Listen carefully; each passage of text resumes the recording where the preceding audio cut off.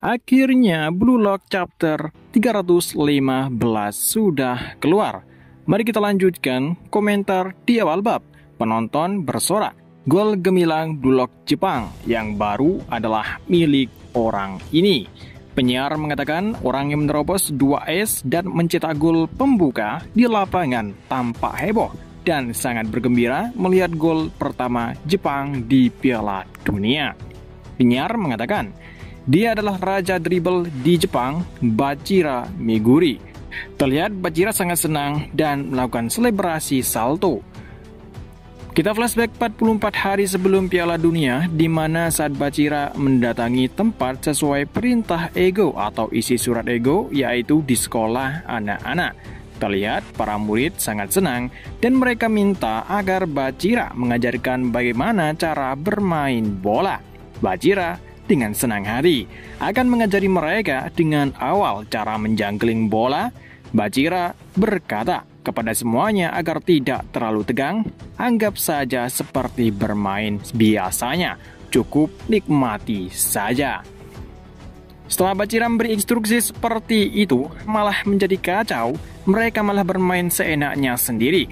Ada yang menendang bolanya terkena kepala temannya, ada yang rebutan bola. Bachira terkejut melihat ini, jadi dia berkata, apa menurutnya mudah atau normal yang dia lakukan atau anggap biasa baginya, belum tentu dianggap begitu bagi orang lain. Sehingga Bachira memutar otaknya, dia menyuruh kembali anak-anak yaitu dengan cara jatuhkan bolanya ke kaki, kemudian tendang kembali bolanya ke atas dan menangkapnya. Sehingga semua anak-anak bisa melakukannya dengan pelan-pelan. Bachira senang melihat ini, kemudian dia menyuruh untuk melakukan ke tahap selanjutnya, yaitu dengan mendang 2 kali, 3, 4, dan seterusnya. Tahap demi tahap, mereka bisa melakukannya ini sendirian.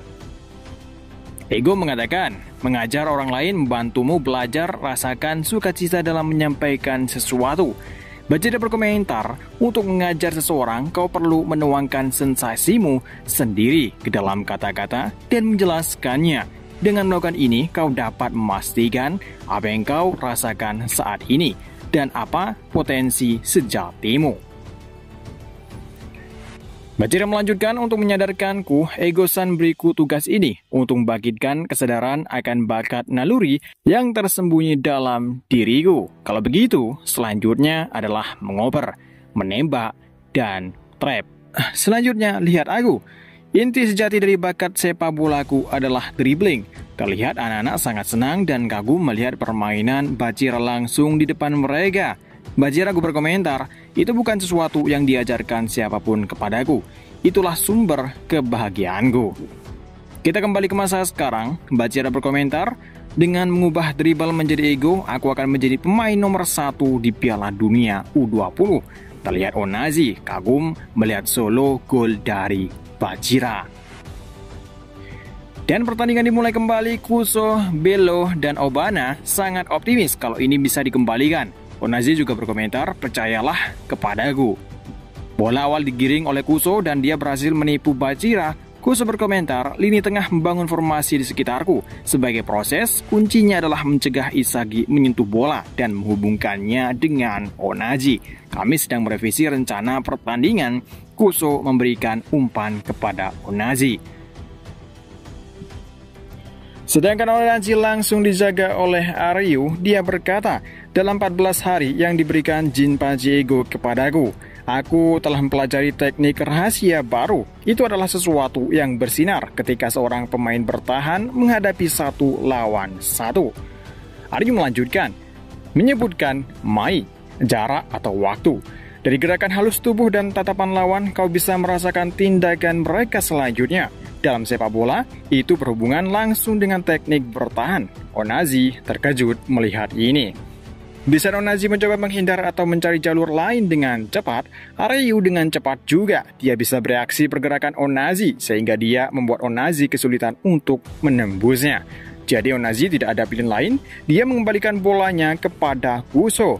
Onazi berkata, berikan aku ide. Namun, umpannya telah diprediksi oleh Nigo. Nico berhasil memotong umpan itu.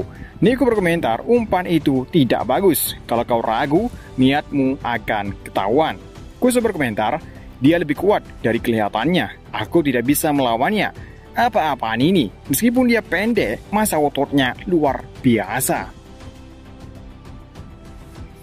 Kita bisa melihat isi surat dari Ego untuk Nico. Isinya adalah, Nico Iki, otakmu hebat. Lakukan transformasi fisik untuk mengimbanginya. Nico berkomentar, aku baru saja berlatih gila-gilaan. Itu saja. Ini membuat Kuso benar tidak bisa adu body dengan Nico. Dengan begini Jepang kembali mendapatkan momentum untuk menyerang kembali. Kuso berkata, evolusi pertahanan yang tidak terlihat dari data sebelumnya. Ini buruk, serangan balik memotong jalan menuju gawang. Nico menatap ke depan dengan keadaan kosong. Dia berkata, bolehkah membiarkan tempat ini kosong? Dan akhirnya, Nico mengirimkan umpan panjang tepat mengarahkan kepada Ryo. Di sini kita bisa melihat, posisi Ryo benar-benar bebas tanpa penjagaan yang ketat. Kuso panik, dia berkata, bukan Isagi Yoichi sebagai titik awal. Dia sedang bangun formasi umpan ke segala arah. Ryo mulai menunjukkan kemampuannya. Dia berkomentar serangan, pembukaan, akhir, dan datang. Dan Ryo mengcopy Bachira. Bachira bertanya, apakah mengcopy sudah selesai? Dan di akhir chapter, Ryo berkomentar, formasi Bachira ganda. Kuso terkejut. Dia berkata, apa ini? Komentar di akhir bab menari seperti lebah, menyengat seperti kupu-kupu, bentuk serangan baru kebanggaan Jepang. Berakhir chapter kali ini, di chapter ini kita bisa tahu isi surat dari Ego, dari beberapa pemain Blue Lock. Pertama Bachira, di mana dia dibawa ke tempat anak-anak sekolah. Di sana, dia harus mengajarkan anak-anak untuk bermain sepak bola. Tujuannya agar dia bisa membangkitkan bakat yang ada di dalam dirinya. Melalui melatih anak-anak bermain bola, lalu Aryu, dia dilatih di dojo, tujuannya agar Aryu bisa memilih refleks yang cepat, sehingga dia tidak kalah ketika dia berduel 1 versus 1 melawan seorang striker yang cepat. Selanjutnya adalah Nico. Kelemahannya Nico memang cuma di fisiknya, yaitu pendek dan lemah. Sehingga Ego menyuruh Nico agar menutupi dengan kekuatan fisik yang luar biasa. Sehingga ketika dia berduel melawan pemain yang lebih besar darinya, dia masih bisa mampu mengimbangi mereka. Dan kali ini, Jepang benar-benar berada di atas langit. Mereka dengan mudah mematahkan serangan Nigeria dan kembali menciptakan serangan. Dan kali ini dia diawali oleh Ryo. Dengan teknik kopinya, dia mengkopi Bachira. Sehingga dengan begini ada 2 Bachira yang pastinya membuat Nigeria semakin sulit untuk merebutnya kembali, bahkan bertahan juga.